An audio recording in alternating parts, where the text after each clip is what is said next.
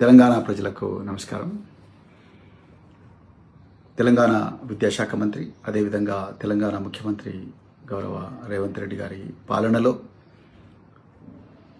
SC ST బిడ్డలకు, OBC బిడ్డలకు తీవ్రమైన అన్యాయం జరుగుతూ ఉన్నది. దీనికి చక్కటి ఉదాహరణే ఈ హైదరాబాదు పబ్లిక్ స్కూల్ అడ్మిషన్ల విషయం. ప్రతి సంవత్సరం కూడా ప్రభుత్వం హైదరాబాద్ పబ్లిక్ స్కూల్లో దాదాపుగా 60 నుంచి 100 దాకా ఎస్సీ ఎస్టీ బిడ్డలను 1వ తరగతిలో జాయిన్ చేపిస్తుంది. దాని ఫీజు అంతా కూడా హైదరాబాద్ పబ్లిక్ స్కూల్ యాజమాన్యానికి తెలంగాణ ప్రభుత్వమే కడుతుంది. మరి ఎందుకో ఈ సంవత్సరం ప్రభుత్వం ఇప్పటికే అడ్మిషన్ నోటిఫికేషన్ ఇవ్వాల్సింది, కానీ 1వ తరగతికి ఇంతవరకు నోటిఫికేషన్ ఇవ్వలేదు. మరి ఈ విషయం సంక్షేమ శాఖ అధికారులను కానీ అడిగితే వాళ్ళన్నారు మాకు ప్రభుత్వం నుంచి క్లియరెన్స్ రాలేదు. ప్రభుత్వం అంటే ఎవరు? తెలంగాణ ముఖ్యమంత్రి మీరే కదా, విద్యాశాఖ మీ దగ్గర ఉంది కదా. సో విద్యాశాఖ అధికారులను అడుగుతానేమో మాకు బడ్జెట్ లేదంటున్నారు. సో విద్యాశాఖ సంక్షేమ శాఖల మధ్యలో ఇది ఫుట్బాల్ ఆటలాగా నడుస్తూ ఉన్నది. మీరు కేవలం చోద్యం చూస్తున్నారు ముఖ్యమంత్రి గారు. హైదరాబాద్ పబ్లిక్ స్కూల్ యాజమాన్యం మాకు 30 కోట్ల బకాయిలు ఉన్నాయి, 30 కోట్ల బకాయిలు వచ్చేదాకా మేము ఒక్క పిల్లగాన్ని కూడా తీసుకోమంటున్నారు. వచ్చే విద్యా సంవత్సరానికి ఇవ్వాల్సిన పుస్తకాలు కూడా విద్యార్థులకు ఇవ్వడం లేదు. మరి వీళ్ళు ఏం చదవాలి, ఎట్లా చదవాలి? ఈ పిల్లలు మరి హైదరాబాద్ పబ్లిక్ స్కూల్ అడ్మిషన్ మీద గంపెడు ఆశలు పెట్టుకున్న ఎస్సీ ఎస్టీ తల్లిదండ్రులు, వాళ్ళ పరిస్థితి ఏంటి? దాని గురించి ఎప్పుడైనా మీరు రివ్యూ చేసిన ముఖ్యమంత్రి గారు? మీ సంక్షేమ శాఖ మంత్రి గారు ఎప్పుడైనా రివ్యూ చేసిండా? మీరు చేయలేదు. మీరు ఎంతసేపు ఈ గాంధీ విగ్రహం అని చెప్పేసి, లేకపోతే గాంధీ సరోవర్ అని చెప్పేసి పేదల ఇల్లు కూల్చడానికే మీరు ప్రాధాన్యత ఇస్తున్నారు. మరి ఉప ముఖ్యమంత్రి మల్లు భట్టి విక్రమార్క గారు, మీరు డాక్టర్ బిఆర్ అంబేద్కర్ గారి దార్శనికత వల్లనే మీరు ఆ స్థానంలో ఉన్నారు.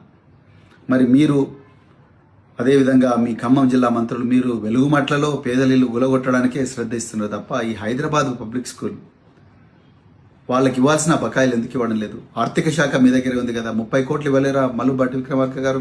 మీరు క్యాంప్ ఆఫీసు ఖమ్మంలో 4 కోట్లతో కట్టుకున్నారు. 30 కోట్ల రూపాయలు ఈ పేద ప్రజల కోసం ఇవ్వలేరా? ఇస్తే వాళ్ళందరూ వాళ్ళ పిల్లల్ని చదివించుకుంటారు కదా.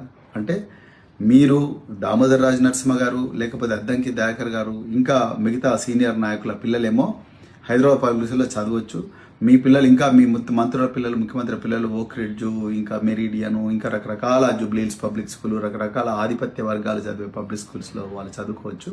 కానీ పేద వర్గాలకు చెందిన పిల్లలు మాత్రం బర్రెలు గొర్రెలు కాయాలి, వాళ్ళు ఎప్పుడు కూడా నిరంతరం ఆందోళన బతకాలి, వాళ్ళు మొద్దు శుద్ధులు కావాలని చెప్పేసి మీరు ప్రణాళిక వేస్తున్నారా? మీరు కుట్రలు పన్నుతున్నారా? ఈరోజు తెలంగాణ ప్రజలకు చెప్పాల్సిన అవసరం ఉన్నది. ఇది కాకుండా మీరు ఏమంటున్నారు, ఎక్కడ తెలంగాణ పబ్లిక్ స్కూల్కి, ఎట్లా హైదరాబాద్ పబ్లిక్ స్కూల్కి విద్యార్థులు పంపించాల్సి వస్తుంది అని చెప్పేసి ఇప్పుడు మీరు తెలంగాణ పబ్లిక్ స్కూల్ అని చెప్పేసి 6 రూట్లలో మేము ఒక ఎక్స్పెరిమెంట్ చేసినామని చెప్పేసి ఆకునూరు మురళి గారు విద్యాశాఖ కమిషన్లో రిపోర్ట్ రాసిండు.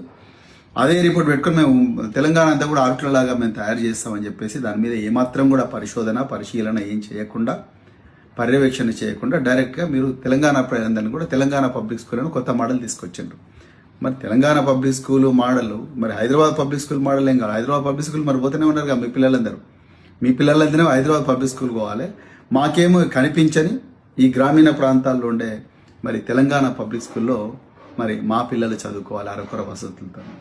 సో ఇది ఈరోజు విద్యాశాఖ పరిస్థితి. అందుకొరకే నేను బీఆర్ఎస్ పార్టీ తరఫున డిమాండ్ చేస్తున్నా, కేసీఆర్ గారి పాలనలో ఇట్లాంటి ప్రమాదం ఎప్పుడు జరగలేదు, ఇట్లాంటి ఆందోళన ఎప్పుడు రాలేదు తల్లిదండ్రులకు. కానీ ఈ రేవంత్ రెడ్డి గారు వచ్చిన తర్వాతనే ప్రతి వర్గం కూడా ఆందోళనకు గురవుతుంది.